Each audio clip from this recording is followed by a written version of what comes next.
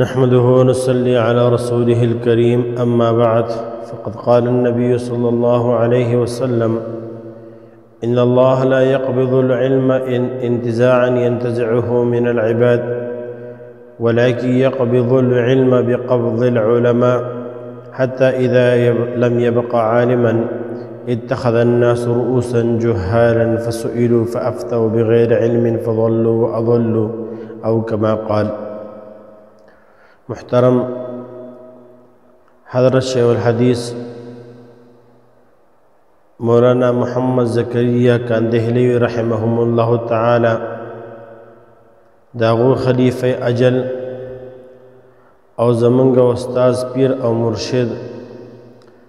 حضرت عزیز الرحمن هزاروی رحمهم الله تعالی اغوی فرون د دې پانی دنیا نه رحلت فرمایله ده امت دا غوی پاغي رحلت باندې ډیر دردمند ده خصوصا دینی طبقه کې یو ډیر انتهایی رنج او دک او غم ده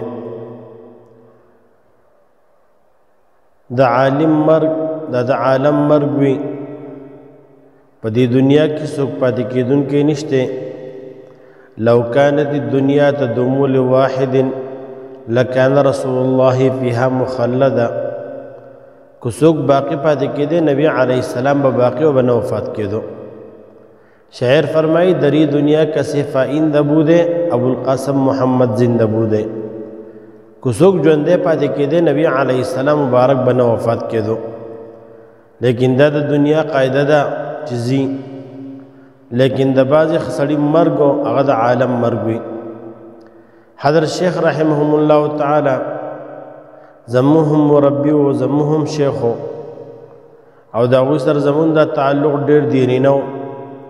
لیکن د بیعت تعلق هغه ډېر وروستو پیدا شوی چونکې ما د حضرت مفتی صاحب رحمهم الله تعالی د هغوی نه بیعت کړی او د هغوی د وفات نه وروسته ما بیعت بیا د حضرت شیخ صاحب حضرت شیخ عزیز الرحمن هزاروی رحمهم الله تعالی دا هغوی سره بیعت وکړو. په دې لږه زندګۍ کې موږ چې هغوی څنګه ولیدل هغوی په یو وخت باندې مجاهد هم و په یو وخت باندې محدث هم و مفسر هم و فقیه هم و صوفي هم و او د هر یو میدان چې کوم دی یو بهترین یو شهسوارو په هر میدان کې هغوی هیڅوک چې کوم دی د ځان نه مخکې نه دي پرېښي خصوصا په فتنو کې هغو ډېر زیات وي خو کوم ځای کې فتنه به راوچتېده داسې یو فتنه نه وه چې هغوی په هغې باندې لساني جهاد نه دی کړی او د هغې چې کوم دی سرکوبي نه ده کړې. حضرت شیخ رحمهم الله تعالی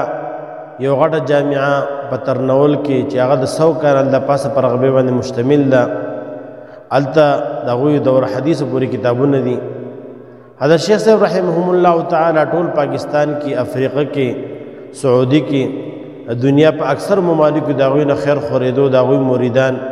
د هغوی شاګردان هغوی موجود دي. نن امت ټول چې کوم دی د هغوی په غم سره هغه په غم کې دی او د هغوی دپاره دعاګو دی دا څومره شاګردان مریدین پاتې شوي دي د هغوی نیک اعمال د هغوی چې کوم دی په هغې کې برابر حصه به وي او د الله جل جلاله نه دعاګو یو چې الله جل جلاله هغوی ته په جنت الفردوس کې اعلی مقام ورکړي پسماندگان ته چې کوم دی صبر جمیل ورکړي.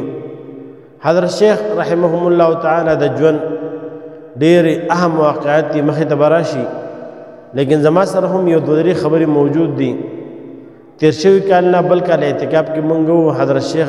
بیا د اختر اعلان وشو هغوی اعلان وکړو یو کس به نه ځایو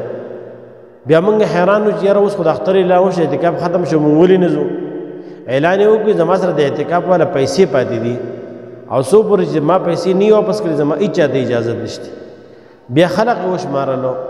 او کمې پیسې چې د اعتکاف په مد کې هغو سره پاتې وي هغه یې په یو یو کس باندې تقسیم کړي بیا وایي زما سینه اوس چې کوم دی یخه شوه اوس تاسو تلی شئ. نو حضرت شیخ چې کوم دی هغه داسې بعضې پیران داسې وي چې هغه پیسې جمع کوونکي وي سخاوت کې د هغوی انتها وه انتهایي حد درجې سخي.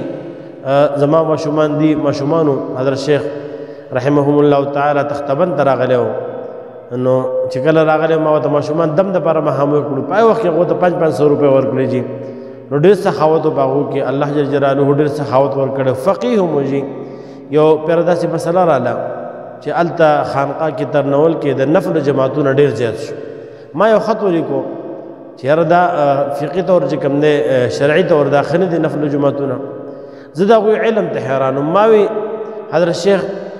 رحمهم الله تعالی دا یوازې صوفي دی مقرر دی لیکن بهترین فقیه سحر مال چې کوم دی بیا په دې مسله باندې هغوی وضاحت وکړو او داسې د فتاوو نه حوالې وکړې زه حیران کړم ما وی چې ماشاءالله دا یو شخصیت و چې دا په یو ټیم باندې فقیه هم دی محدث هم دی مفسر هم دی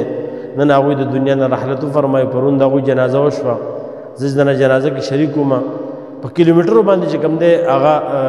جیټ روډ بلاک و ټکسلا پورې چې کوم دی بلاک و بیا موږ معلومات وکړو